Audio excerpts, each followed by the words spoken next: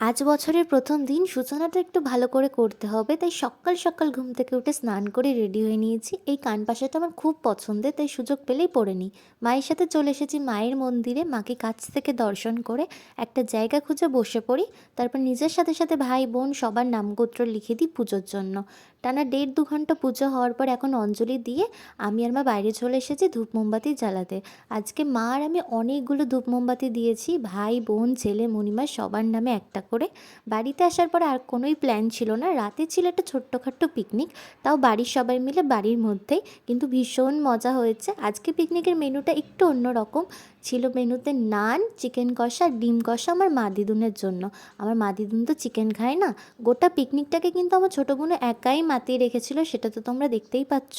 বছরের প্রথম দিনটা আমার এরকমই কাটে। তোমাদের কেমন কেটেছে কমেন্টে অবশ্যই জানাবে।